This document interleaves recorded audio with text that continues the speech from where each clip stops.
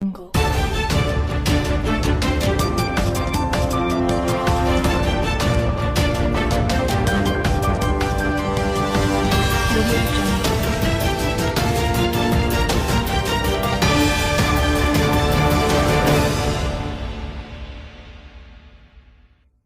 గౌతులచ్చన్న గారు జోహార్ సర్దార్ గౌతులచ్చన్న గారు జోహార్ సర్దార్ గౌతులచ్చన్న గారు జోహార్ సర్దార్ గౌతులచ్చన్న గారు జోహార్ సర్దార్ గౌతులచ్చన్న గారు జోహార్ సర్దార్ గౌతులచ్చన్న గారు జోహార్ సర్దార్ గౌతులచ్చన్న గారు సర్దార్ గౌతులచ్చన్న గారి జయంతిని వాళ్ళ రాష్ట్ర వ్యాప్తంగా రాష్ట్ర ప్రభుత్వం నిర్వహిస్తుంది. శ్రీకాకుళం జిల్లాలో జన్మించి వెనుకబడిన గౌడ సామాజిక వర్గంలో జన్మించి వారు చిరనాటినే స్వాతంత్ర సమరంలో ప్రముఖమైన పాత్ర నిర్వర్తించి శ్రీకాకుళం జిల్లాని జాతీయోద్యమానికి నడిపించిన మహోన్నత వ్యక్తి గౌతులచ్చన్న గారు. ఆచార్య రంగా గారు గౌతులచ్చన్న గారు కలిసి వారి రాజకీయ జీవితంతో కూడా పనిచేశారు. స్వాతంత్రం సాధించిన తర్వాత రాష్ట్ర అభివృద్ధి కోసం ఈ రాష్ట్రంలో ఒక సామాజిక న్యాయం జరగాలని చెప్పి తపన పడిన వ్యక్తుల్లో మహోన్నతుడు గౌతులచ్చన్న గారు. ఆయన ఆంధ్ర రాష్ట్రం ఏర్పడ్డప్పుడు మంత్రివర్యులుగా పనిచేశారు. ఆ తదంతర కాలంలో ప్రతిపక్షంలో చాలా ప్రముఖమైన పాత్ర నిర్వర్తించుకుంది. గౌతులచ్చన్న గారు లేచి నిలబడ్డారంటే ఆ రోజున అందరూ కూడా వణికే పరిస్థితి. ఆయన విశేష ప్రతిభాశాలి, ప్రత్యేకించి బడుగు బలహీన వర్గాల యొక్క సమస్యలను కూడా సాకల్యంగా తెలిసిన వ్యక్తి. ఏ సమస్య మీదైనా కూడా వారు సాధికారికంగా మాట్లాడారు. వారి చివరి దశలో ఒకసారి విజయవాడలో వారికి సన్మానం జరిగినప్పుడు నేను వారి సరసన కూర్చునే అవకాశం ఉంది. ఆ రోజు వారు చేసిన ఉపన్యాసం చాలా మహత్తరమైనది.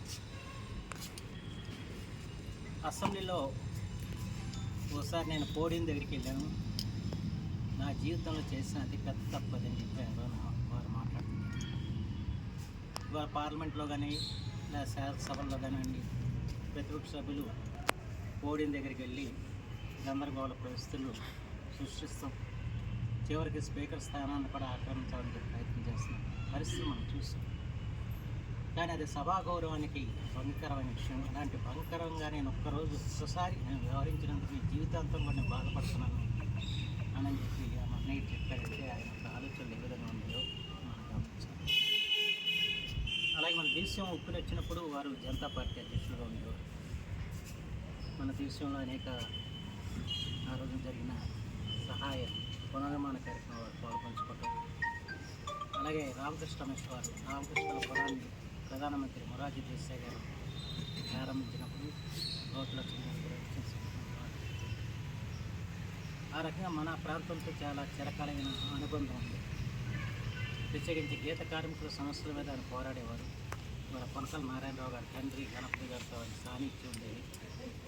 అంచేత వారికి ఈ ప్రాంతంలో చాలా పట్టుండేది. ఇక్కడ మన దీపాలెక్కలో వారికి చాలామంది శిష్యులు కూడా ఉండేవారు ఆ రోజు. అంతేకాకుండా వాళ్ళ జయంతో జరుగుతున్న వారు లేకుండా కానీ వారు బ్రతుకున్నప్పుడు కూడా వారికి ఇక్కడ కూచిపూడిలో పెద్ద ఎత్తున వారికి పుట్టినరోజు వరకు జరుగుతుంది.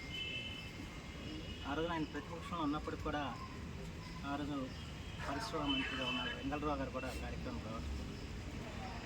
అలాగే ప్రసిద్ధ సినీ హాస్యనటుడు రేలంగి గారు కూడా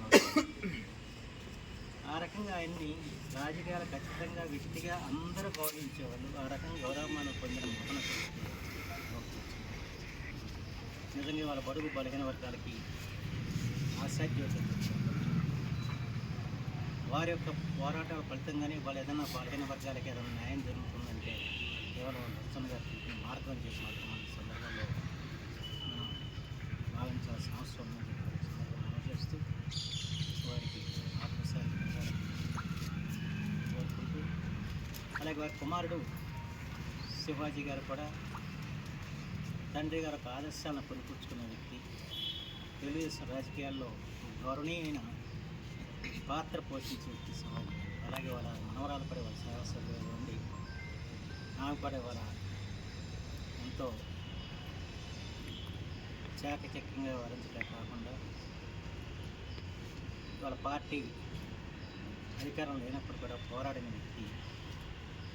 వారి మన ఆ రకంగా వారి కుటుంబ సభ్యులందరూ కూడా రాజకీయాల్లో ఉన్నారు, రాజకీయాన్ని నడిపిస్తున్నారు, ఆ విలువల్ని కొనసాగిస్తున్నారు.